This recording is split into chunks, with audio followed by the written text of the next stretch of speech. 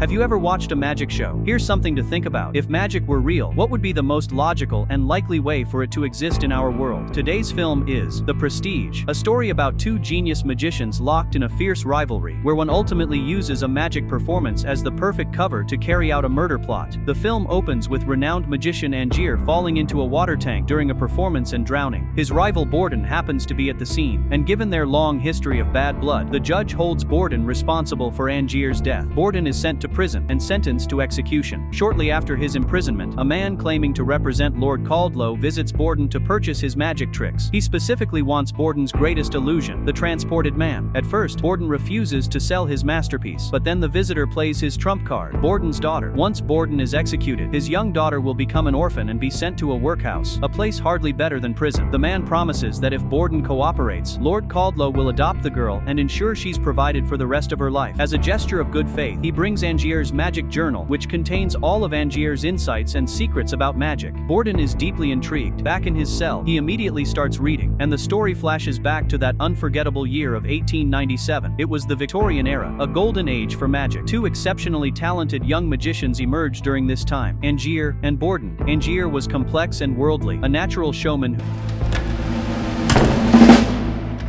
who knew exactly how to captivate an audience and elevate a performance. Borden was his complete opposite. His genius lay in innovation. He was a creative mastermind when it came to inventing tricks, but he had no idea how to dress them up with theatrical flair. Before they made names for themselves, Angier and Borden worked for the same magic troupe. Their job was to pose as audience volunteers, get called up on stage, and tie up the female assistant's hands and feet. Once ready, the assistant would be lowered into a water tank. The curtain would fall, and after 1 minute,